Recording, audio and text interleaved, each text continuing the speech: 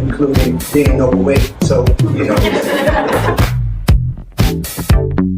scientifically, you cannot drink alkaline water and it makes your cells apolytic. The closer you are to nature, the healthier you'll be.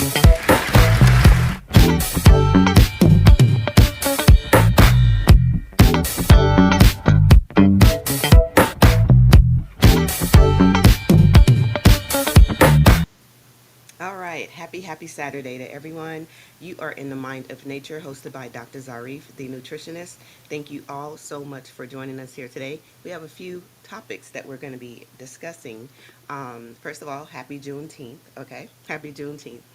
We have, like I said, some topics that we're going to be discussing: freedom delayed but not denied, the origin of picnic, and also the anatomy of soul food.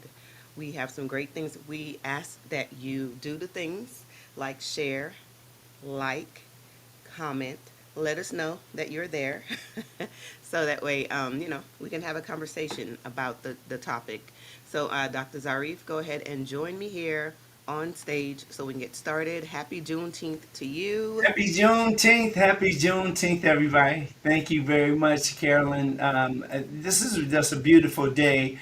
Of course, this is the 20th, but we're still celebrating. We're in the weekend of the celebration for Juneteenth, and we want you to come along with us to enjoy with us. Look, this is really a great time to honor our freedom and to acknowledge it by making decisions that really count and leave your mark on the planet. And when I say that, I mean in a good way. I don't mean with graffiti. I'm talking about using your brilliance to add to those wonderful opportunities that we have. There's much more that we're missing. Leadership, eating the right foods, educating ourselves, raising our families. All of these things are a part of the magical vibe of Juneteenth. Okay, we're going to play a little bit for you. Look at this video so that you'll get a good idea of Juneteenth. I don't think enough people know who Opal Lee is. Most people know Juneteenth. They know it's a holiday now. They know there's a cookout somewhere. They know they don't have to go to work. But the woman called the grandmother of Juneteenth, a lot of people couldn't even tell you her story. In 1939, Opal Lee was 12 years old. Her family had just bought a home in Fort Worth, Texas. 4 days later, on Juneteenth, a white mob showed up. About 500 people. The police were called, but the mob stayed. Opal's family got out, but the mob broke in and destroyed everything they owned. And I keep coming back to that date, Juneteenth, a date that's supposed to commemorate freedom. A 12-year-old Black girl watching a crowd decide that her family didn't belong. On that day of all days, and Opal Lee remembered it for the rest of her life. Now, if you know anything about Black families, you know we don't just carry photographs and heirlooms.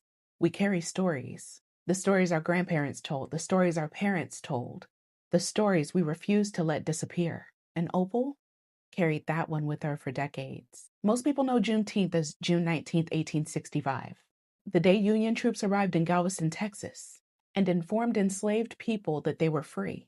But here's the part that gets missed. Too often, really. Abraham Lincoln signed the Emancipation Proclamation 2.5 years earlier. The enslaved people of Texas were legally free.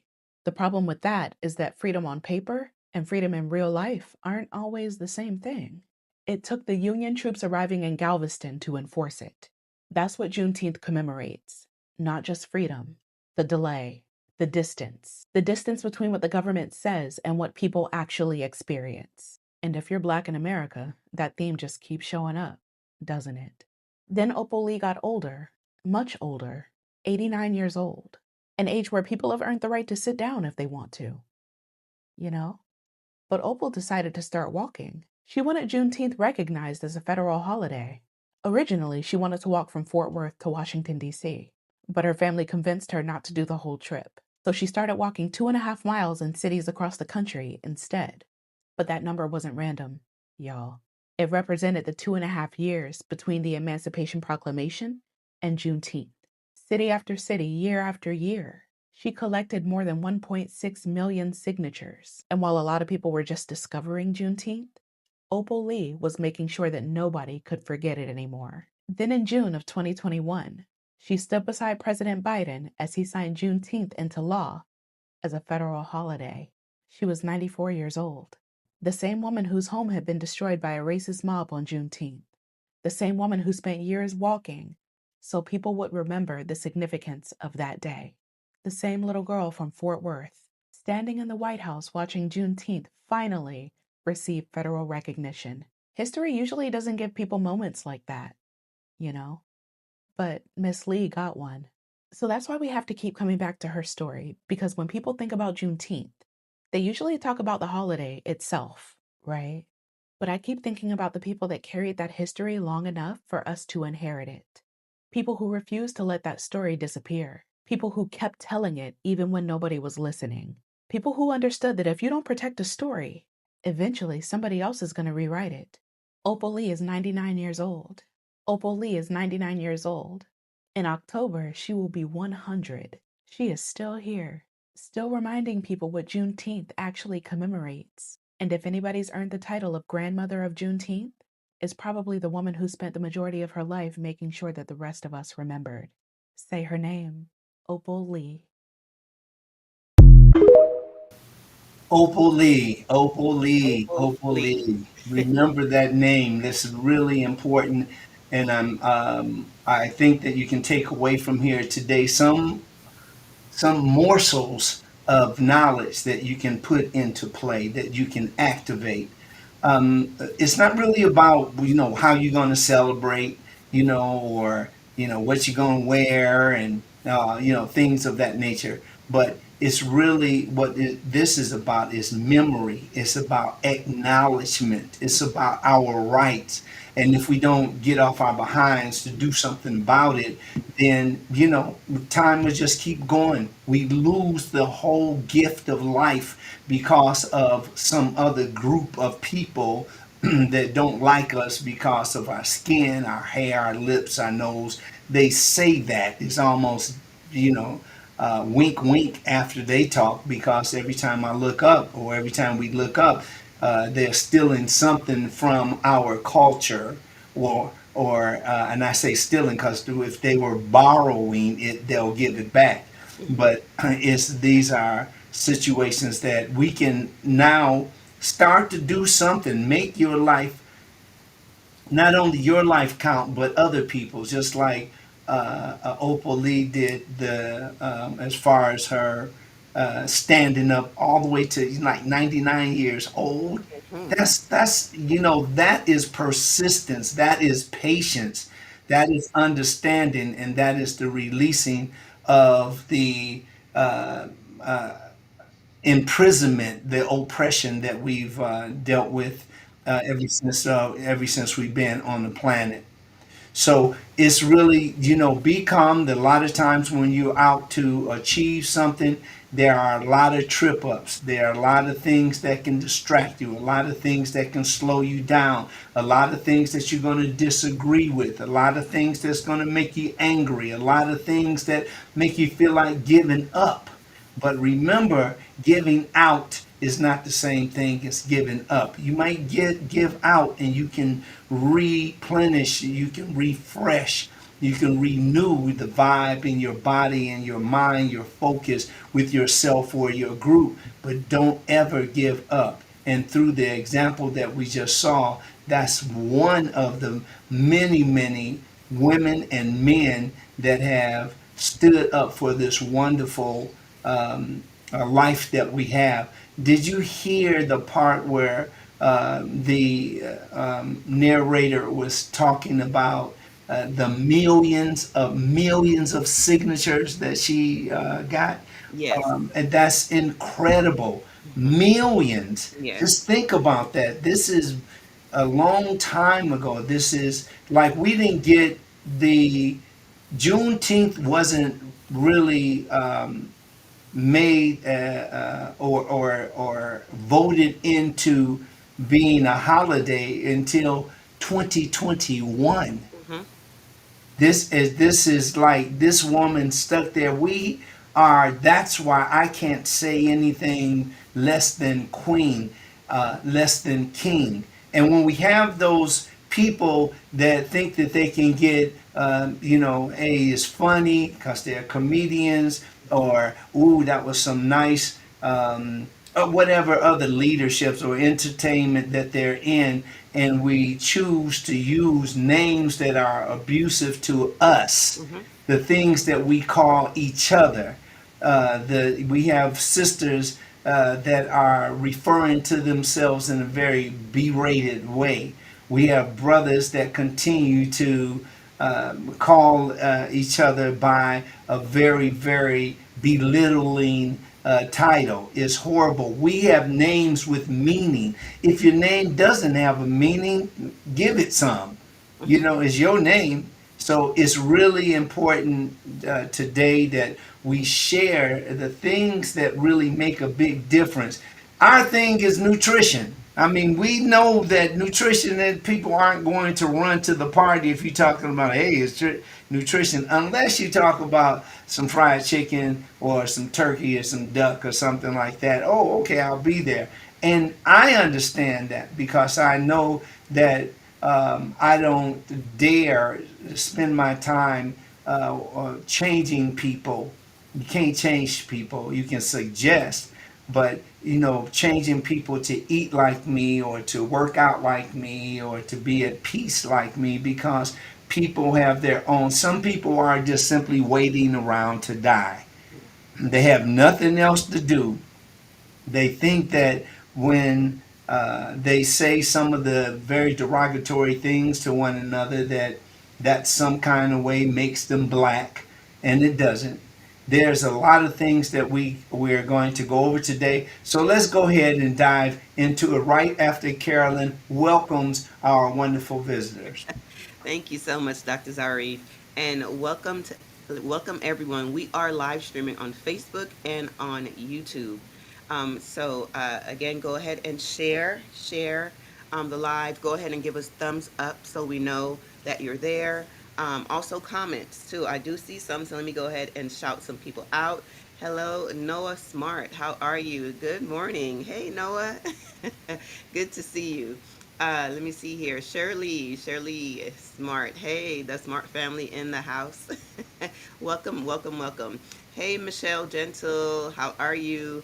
Good morning, good morning, good morning to you. Hey, Denise Kane, welcome in, welcome in. Everyone, go ahead, have a seat. Let us know what you're drinking. I'm drinking some water, okay, because it's good for me and I need it. Stay hydrated too, because the heat is on. It's heating up out there. But thank you all so much for joining us. We so much appreciate it. Again, go ahead and drop some comments. Um, Go ahead and share and like as well, okay? Because it is appreciated when that's done. Let me see here. Also, I missed one person. Janina, hello, welcome in. Wonderful and informative video. Thank you. You are so welcome. You are so welcome. Thank you so much for joining us here this morning, Dr. Zarif. Yes, I want to go right into it and thank you, everybody. Of it, love and hugs to all of you. Thank you so much for being here. I really appreciate it. I want to go right into some of the things that we should know anyway. And this isn't just because it's a holiday weekend, but this is just an opportunity that you once again can face what you're eating, how much you're exercising, how much you're resting, and how much you're being around people that love you. I'm not talking about just entertainment. I'm talking about people that really care about you, the people that will be there when when you need them or when you've needed them. Some of the things I want you to keep in mind, like back to the food. The food is very important. Why? Because it sustains us. We cannot live without it. Water is the same way. It sustains us. We cannot live without water. Some of the things I want you to keep, especially young people, I want you to remember things like there are purposes for instance, chickens. Chickens are much in many ways like rodents. They clean up after the cows have gone out and grazed in the grass. Today can be a little different because a lot of times things are moving so fast, they don't really graze as much as the picture shows us in the magazine or the books or the stories that they tell, because the pigs, chickens, cows are usually going to be extinguished. Well, I would say maybe, yeah, I'll stick to that, because eventually you run out and there isn't any. But chickens primarily are used for eggs and meat. Pigs eat fish and meat producers, and they can consume food scraps. In China, China is known to have more pigs. They raise more pigs than any other people on the earth. Many, when you think about Chinese food, you usually don't think about pork, but Chinese they use pork to sustain themselves quite openly. And then there's turkey. Turkey is raised mainly for meat, and especially during the holidays. Ducks produce both eggs and meat, and this helps to control the insects and slugs. And that's the environment. We want to talk about a healthy environment, but when it comes to like the insects that and the herbicides and fungicides, and you have the insecticides that can definitely be absorbed in the meat that we eat, and that can make it even worse, along with a lot of fruit and vegetables. So we'll talk about that at another time, but right now just keep your mind on some of the things we're doing. We're talking about these meats right here, and this is some of these meats are cut, and you see with the different types of decorations, is all to keep your mind off of that used to be a living thing. That used to be a cow that walked around, or a chicken, or a large turkey, and these cuts, and you see the little green. It might have some parsley there, or mint, or it could have chives, whatever it is, to keep your mind off of it. Look at the raw onions on the burger patty, or green, or this would be ground beef. All of this is just to keep your mind off of murder just took place. I know that sounds ugh, but yeah, that just some of you, it'll take you some years before it even sinks in. But I'm letting you know now that you will lower your chance of disease by choosing the foods that are healthier for you.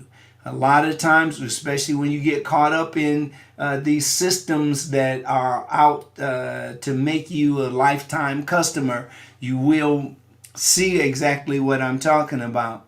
The meat comes with a lot of like Shigella, Salmonella, and E. coli. These different diseases or different bacteria that can cause different diseases. And to understand more and more about what happens when you kill an animal, when you are eating this on a daily basis. Now, I can see if it's an emergency, I can see that, but we're smart enough to make food and eat food that is healthy for us, and not foods that we're just eating because they are the top choices. Did you know that like within 10 years, the average American person consumes the meat of almost a whole cow? You see that? Almost a whole cow there. That's 7/10 of a cow. You see the back part here would be about 3/10 of a cow, and that is almost full consumption of a child over 10 years. Also 288 chickens in the 10 years. This is how much one person can eat. 288 chickens, because for some reason we just go crazy about chickens. and 2.1 pigs. So you see this. This is like the pig is being consumed a lot here, especially in America.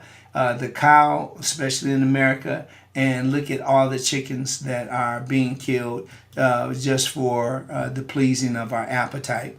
Know very much. Take more time. It is very important about the some of the things that we know, but I would say learn the elementary things first. People are so advanced, they learn, oh, I don't like hybrid food, or I don't eat this kind of oil, or I only have this, I only eat this kind of plant milk, and this kind of that and all that. Okay, now there's the proof of the pudding, so to speak, is that you if you had two people in front of you, one was whole food plant based, and the other one was just the standard American diet.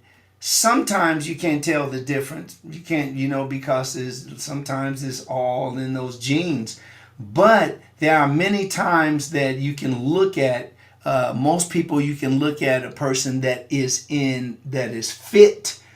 They can hide different symptoms that don't show up, and that's asymptomatic. But they are people also that you can definitely distinguish who's taking care of their body and who isn't. And this is before they even go and get an examination. Janina is here with us today, and she can definitely tell you that she's one of the most brilliant nurses I know. She is incredible, and she continues to help people, not only by telling them and giving them education, but by her example. She travels, she works out, she eats healthfully. She's just incredible. So this is a nurse that is all about what she says she's about. When we continue going on here, I was talking about learning some of the things. I just put this up, the parts of a fork. Most people don't know this before you even read this. You don't think about it. You just say fork. What parts of a fork? It's like these are elementary things, but people don't do it because it's like, okay, and how is that going to help me?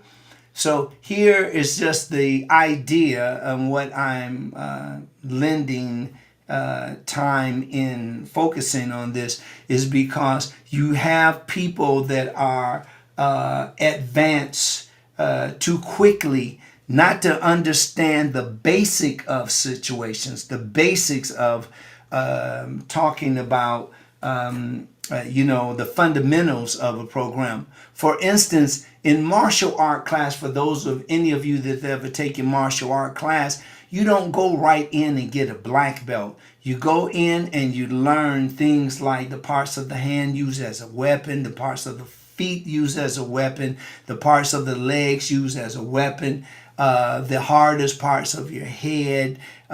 First, you find out how much you yourself, by yourself, how incredible you are without picking up anything. And then later on, you find out more about some of the things, weapons, budo, which means a weapon. And you really learned a lot about that, but you have to learn the stances, the parts of the hand used as a weapon, and so on and so on. So once you learn that, those are the basics. So when a person actually attacks you, or if you have to protect yourself, then you'll know how to protect yourself without enduring a lot of results from that attack. So keep that in mind. Look, the slot, that's the area between these right here, which are called tines. The part that pokes out, or using the word stabs, that's what that is. So the tines stick into the food. There's another part of the neck and the back. This area right in here, you'll see this is on all forks. And I'm going to leave this alone for a second because I think you got the idea. The handle and the base is good for you to know those things in the way of especially explaining how basic things will help you in the long run. So the tines or the prongs, they actually pointed projections at the top of the fork used to spear, hold, or pick up food. And most dinner forks have 4 tines. Tines again. Let's look at that again. Bam, there you go, a tine. And now the slots. The slots are between the spaces between the tines. The head is the upper portion of the forks that includes tines and slots. And then you heard this, like especially on TV, and especially the when there's a prison movie or something, you'll hear shank, and he shanked him. He got shanked. Well, this is actually a narrow. It's not that little tool that they hide and make and then they sharpen up the ends of it to make it some kind of stabbing weapon. It is a narrow section that is connecting the head to the handle. So let's look at that. The head to the handle.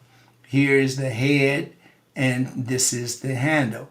So this area right here would be the shank. We look over here, the same thing. This is the head, and right here, you see that? This is the handle and the head. Between that, this would be the shank. Okay, so I'm going to go ahead. Let's move on. Just keep in mind that the tines are connected to the slots to the head to the neck or the shank, the handle, and then the end are also called the butt. Enslaved African Americans were often given the less desirable parts of the pig, while enslavers kept the more prized cuts. Over time, many of these ingredients became important parts of the American or African American culinary traditions, especially in the South. So when we're talking about the foods that we eat, we know that there was a time that with one of a slave was cooking or roasting or barbecuing parts. That didn't come until later on.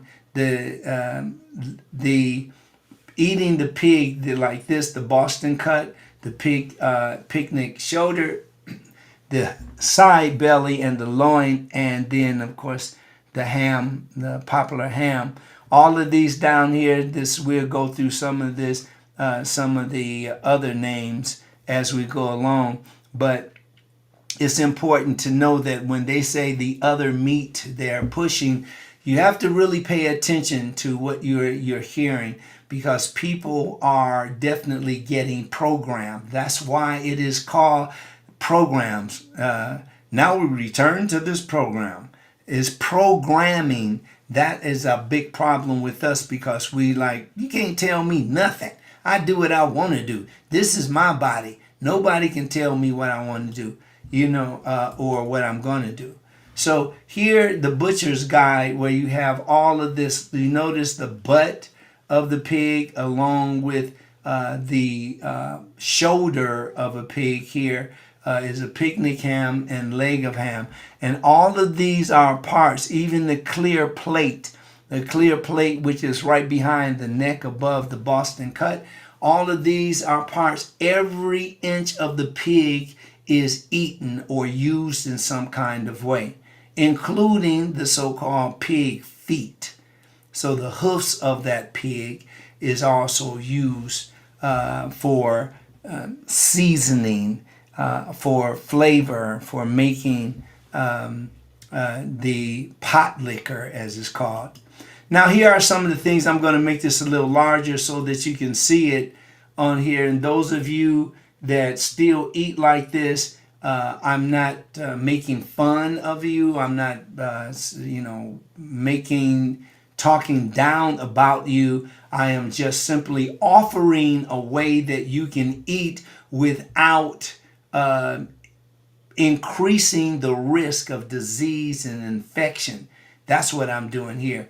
And when we eat this, you don't die when you eat pork. And oh God, look, ooh, he ate the leg cutlets, and he's on his way out here, or the loin cubes. They no, not that, because the pig can serve as a possible lifesaver when you are surviving. Eating with the attitude of survival is horrible, though, because when you are eating to survive, that means you are desperate. People that are desperate do not make the same decisions or healthy decisions as people that are not desperate. Let's look at some other things. Here are some of the things that people, I'm going to reduce this a little bit, but these are some of the nicknames of a part of the food that is also called soul food. So we start off with the part of the pig, the head. You will hear hog head, like in hog head cheese. This is a part of the pig. This is a part of the pig that people eat. This is a live animal that definitely can serve for eating, but only in emergency situations. I won't eat a pig, a duck, a chicken, none of those things unless it is I'm stranded and I see a chicken running around and I have to be very creative at that point. Not looking forward to that. And that's why I educate myself on all the plants, because when you're educated there, you don't need to settle for something out of desperation. Okay, the hog head is used for soups and stews, and the head cheese. Head cheese is also called the sauce, and it is a part that people like to eat also, including the brains. Yes, I said it. That's true. People do have pig brains, and they mix up eggs with the pig brain to make a omelet or one of those hog head dishes. Then you have the cheeks. The cheeks are also called jowls, and we look over here, you'll see jowl right beneath the head, the big old flappy. It's not a chin, it's a jowl, and this is something that people eat that they may not know that they eat. But you know what? That really that's a part of that jowl is when people are eating those canned meats, like I should do a little quick. Those people that, no, I'll just go ahead and do it. Spam. Spam, there's another one called potted meat. These are meats that, or a mixture of meat that they use for spreads, like a sandwich and all that. They still use this, as far as I know, in Hawaii. Hawaii is really big on spam. They have restaurants that are totally focused on spam dishes, different spam dishes. But if you look at the ingredients of spam, you'll really have a very difficult time telling me or making me believe that you think that that's safe and that it is healthy. The ears, pig ears, for boiling, frying, and pickled. The feet, the pig feet, they're also called trotters. Trotters, and it's used for soups, beans, and stews. Then there's the tail, also known as the pig tail. They smoke it and they eat it. Smoking is one of the techniques for more flavoring in the meat, and also used for seasoning vegetables. Then we have the intestines, the stomach, the skin, the fat back, the neck bones, the snout, yes, the snout too, and the liver. Okay, and usually when you come up, you have beef liver, but pork liver is something that people that really like pork are attracted to. Other people don't. When it comes to some of the historical context, like many of the enslaved people transformed these cuts into nourishing meals through skill, seasoning, and cooking techniques brought from the West and the Central Africa. Now, the foods such as chitlins, hog maws, neck bones, and collard greens seasoned with smoked pork became part of what is recognized today as African American Southern cuisine, or simply soul food. It is also important to note that the idea that enslaved people ate only scraps is an oversimplification. Diets varied by plantation, region, and season. Enslaved communities also grew vegetables, fished, hunted, and also maintained food traditions that contributed significantly to American cuisine. So a lot of times it just wasn't people eating from a pig's trough or a horse trough. There are people that were actually going to the fishing. They were also people that made, because there wasn't any refrigerators back then, so it was a lot of creativity going on. But these enslaved communities did grow vegetables, and they fished, and these from all the hunting and stuff. All of these again were ways to survive. And remember, if you're eating like you're surviving, you are also eating like you are desperate. And desperate leads to very bad or unhealthy decisions. Okay, we're almost there now, but I want you to keep in mind that some of the traditional names here, they still are very active today. People still eat these things. The chitterlings, the hog maws, the hog jowl, trotters. Remember, trotters is just the pig feet or pig hooves. Should be, but because they're definitely not feet. But anyway, crackling, you got crackling bread, and I don't know if I have that here. I have that on some more things, but the crackling bread, I'm going to see if I can actually pick up a photo for you. Okay. It's just gonna take too long, and I don't want to hold you out that long.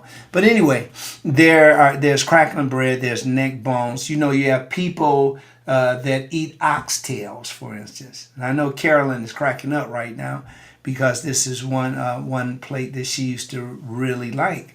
And other people are eating things like they eat the testicles of a bull. They eat the tongue. They'll take the tongue and they'll cook the tongue of a cow, and then they'll slice it up and make sandwiches, or they'll add that to their dish. It's just so many foods, and these foods, they make sense when you're hungry. They make sense when you're lacking in food and you want to live. And there's no way that if we were ignorant to a lot of the plants to eat and the ways to prepare the plants, see, all of that plays a part of it too, that we would have been in real big trouble. So killing and hunting pigs and chickens and all this stuff it was pre-slavery.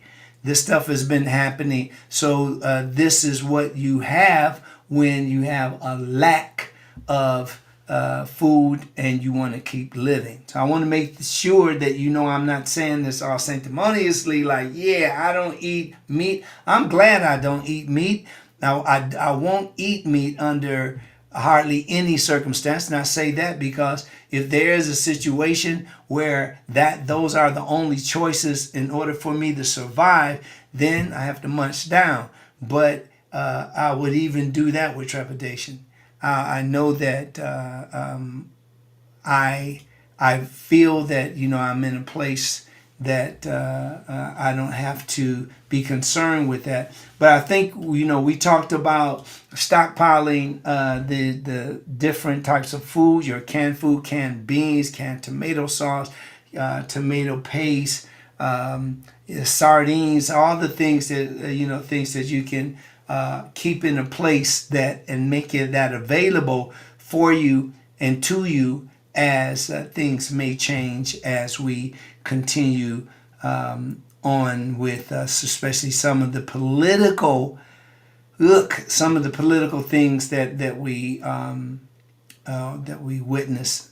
Now, I wanted to go over this because I hear many people that are saying this, and I was a victim of this myself. So I'm just telling you, it's very important not to get caught up in disinformation. Disinformation is something that is proper. This is something that is spread without any clarification or proof. So I want you not to spread disinformation. For instance, the word picnic. The word picnic has surprisingly old and non-slavery related origin, which means that it didn't come from picnic actually predated slavery, which means that it came way before slavery. But we were taught, many of us in the black neighborhood, in the black communities, we are taught that a picnic means to pick a nigger. Pick a nigger. So yes, there are different photos of children that are looking at young brothers that are hanging from their necks, and that is a black and white photo that is really popular, and they're pointing like it's some kind of entertainment, that they play games with those people that had, if you had a slave that could play a banjo or a guitar or tap dance, all of this was a part of their free entertainment. And you should know now that the French phrase piqûre or picnic, and piqûre, it means to pick it, peck, and nimble, and then you have nique is a small thing or something of little value, and it is used older French slang. So the picnic is originally meant something like a meal where everyone contributes small bits, and gather, people together to pick at food together. So there is when people were asked to bring food. And you remember that in school where everybody brought, what is that called? The potluck. Yes, the potluck dinner. When we're gonna have a potluck, and everybody kind of trusted everybody. Today, you don't know what you're gonna get. So I don't do the potluck thing, but I know that we can do better in the choices that we make and the things that we believe. If somebody is, ask them to show you proof. Ask them to show you proof. I know it gets hard when you go a little deeper, because the deeper that you dig, the blacker it gets. So it's going to have a lot of people that are just straight up lying about certain situations. Just like we have many black communities that have been drowned. They're underwater now. You have many black communities that used to be places where black people lived, but through the different massacres and riots, the different attacks on black people, this is something that we should talk about so that it doesn't happen ever again. We're still at the point where we fear those people that have been opposing to and holding us down, and the people that have oppressed us for many years.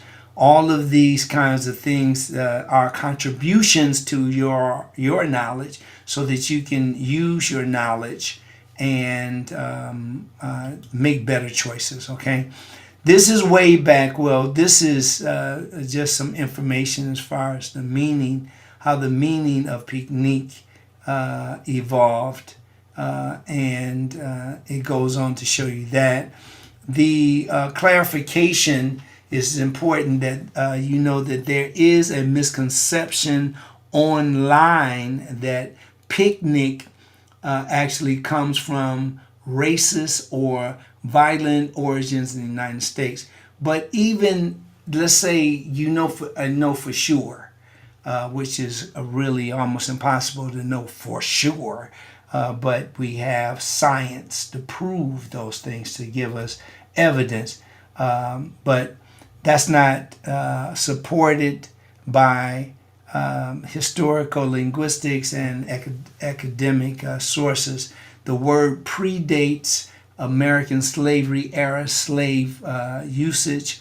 It comes directly from European French language, and its original meaning has always been about shared foods and social gathering, not harm or violence. So keep that in mind, because this is something that if we don't pay attention and really read about the things that we're talking about and pass these on to generations, they'll be passing on lies for generations. And we don't want that. We want them to know about the wonderful world of blackness, the wonderful world of creative people, that we're brilliant, that we're creative, and that we're definitely a people that we should be the kings and queens also,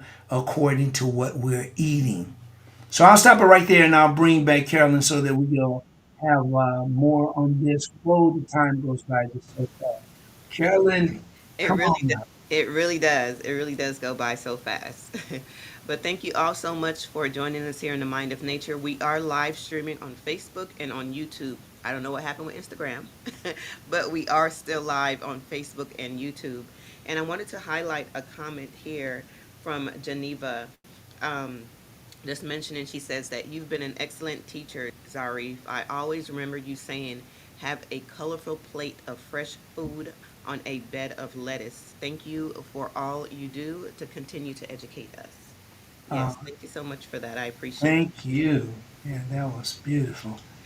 Thank you, Geneva. I really, really appreciate that. Geneva is as I said, incredible, and maybe we'll have her on the show, and we'll have her talk from the point of view of eating healthier, it. and being about what you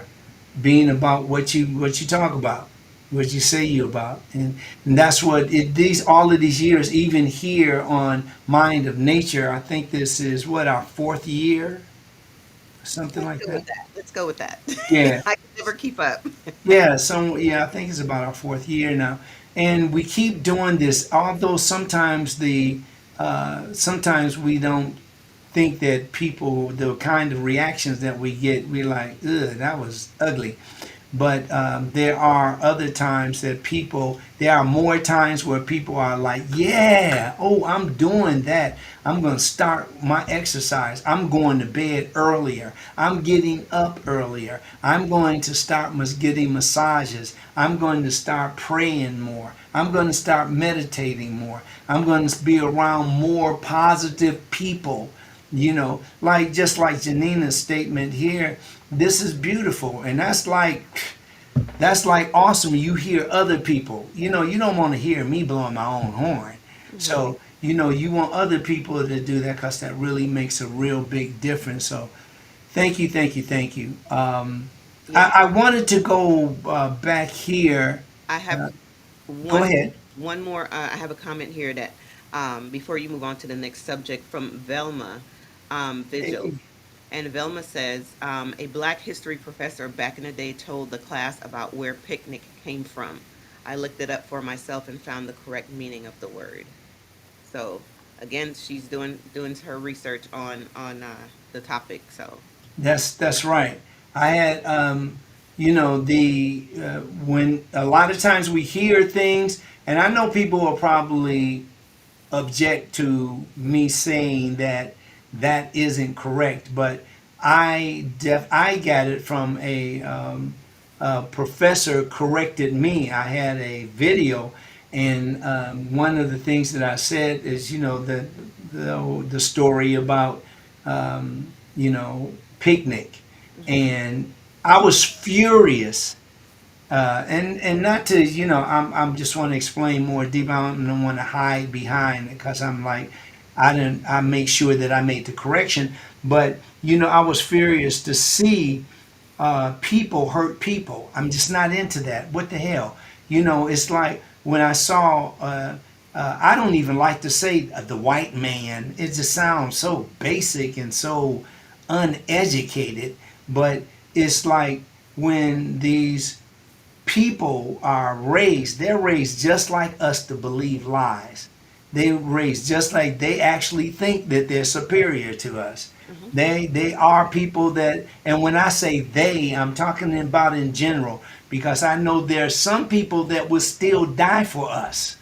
There are people that will stand for us, speak up for us. I don't think it's enough of them, but I know that there are some of them because I think that silence is violence. That there's so many people that could stand up for black people that are non-black people, that they could change the whole trajectory of how much progress that we're making in our lives personally. But because they're so quiet, many times we have to lose lives. A person getting this thing is so damn lopsided when you can shoot a brother 10 times in the back. There's been many of these things that really the child that Tamir Rice, I believe his name was, right? When he got shot and he was just a child, like 13 years old, playing with a toy, and the doc could have came, and you can, first of all, you can definitely tell a toy gun from a real gun. A toy gun has like maybe red or orange at the end of it, right at the barrel of it. It isn't is heavier. The noise is extremely loud versus a toy gun. A toy gun is rat a tat tat, and a shot from a rifle or a gun is boom, and it's very sad that this continues to happen. But again, speak up and speak out. That's what it's really about. I'm going to show you here the forgotten slave foods. We talked about that, and you see right here the cornbread, you see the beans, you see rice, and whatever else could be thrown together. This is a skillet. This didn't come around until later on during that the skillet has been around a long time, but different pans that were pounded out by some of the people that were great with their hands back then to make different types of bowls and cups and all that stuff. The another thing here is that I wanted to suggest that people should do more. Like there are churches now that are giving out cleaner foods. All people, you see food. We all have to eat. So it's not like I ain't going to that white thing. I ain't going to that black thing. I wish that could end. We've made some really incredible strides, and I'm so very, very, very fortunate that I can see a black president during my lifetime. There are other wonderful things that are happening in the upcoming voting. that we're going to see for the very first time mayors of certain cities, governors of certain states, and it goes on. Here is another, a sketch, of course, but this is something that happened every day. Stand out in the sun, and then a lot of times, if we're lucky, we'll have somebody come by with the water, and you'll have some to drink because it was super hot. If it was a sugar cane field, what they would do is they would take pieces of the sugar cane and they would put them in some kind of way on their body and the clothing, and they would eat that, and they did that every day. But what happened is over the time that the people would eat from the sugar cane, they lost their teeth. A lot of them lost their teeth and had bad dental hygiene. But that didn't stop anybody. Nobody discovered that the toothbrushes and stuff came along later on. Then there was the ovens and the stoves. This is looking like the stove, and this is a very nice kitchen today.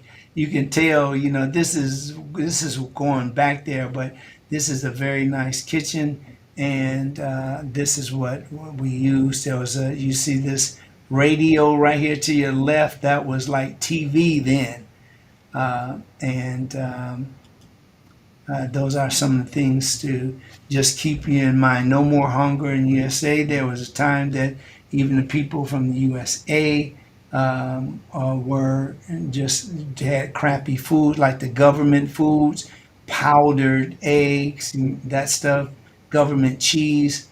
And here is the look of chopped up pig. This is ears and snout and all that gristle. This is what has sustained us over the years. And we've come out to look healthy, and we continue going.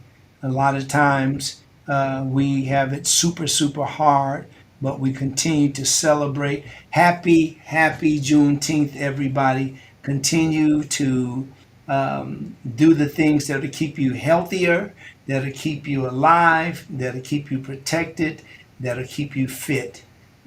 So I'm going to go back to Carolyn before we get out of here. All right. Thank you. Thank you so much, Dr. Zarif. And something we forgot to mention, or we can add to it, is the Obama Presidential Center that just opened Oh, yeah. yesterday on Juneteenth. He chose Juneteenth to do that as well. So I thought about Dr. James too when I saw that it was Chicago. I see Dr. James here, right here, saying thanks Woohoo! for this historical information. You're so welcome, Dr. James. But I did think about that, and I said, I wonder if he's going to go, because that would be something great for us to go to. I think that'd be a great Road way. trip. Yes, right, road trip. Oh, yeah. Then I could just hop on the freeway and go right up to Detroit after that. Oh, there you go. We got Yeah. it planned out.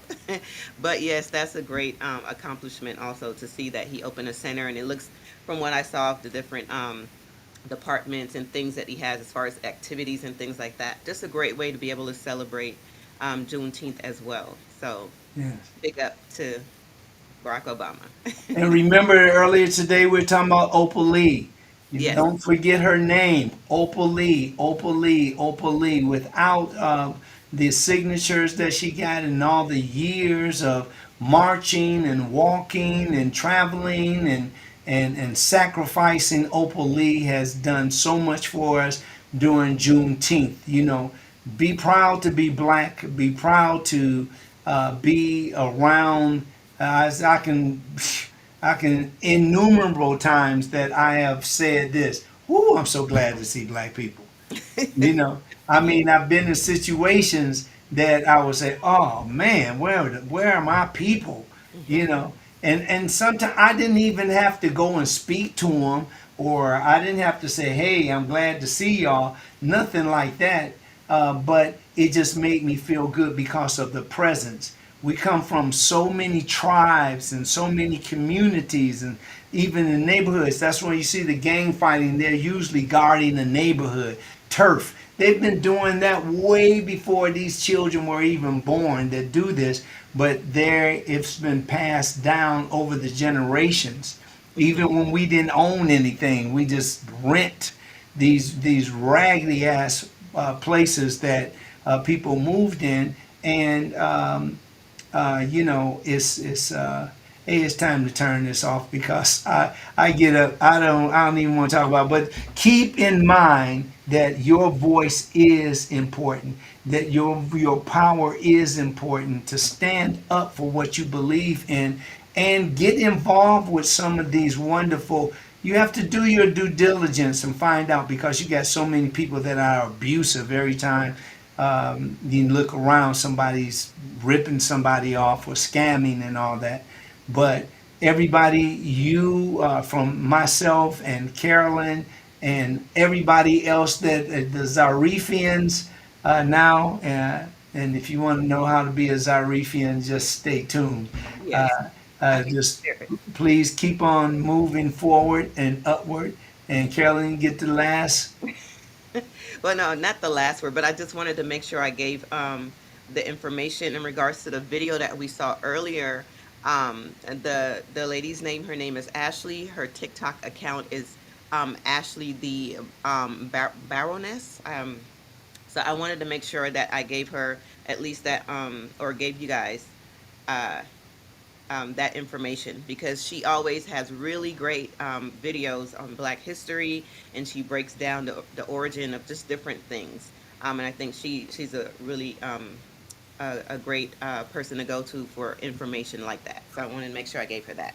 Great. Would you spell the last part? She's what is her name? The what? It's I have it right here on the top. Ashley the is it? I have it spelled there. Oh yeah, Yes. Baroness. Baroness, yes, that's what I saw on her TikTok account. But I follow her on TikTok, and when I saw that video, I said, "Oh, that's great information for the show."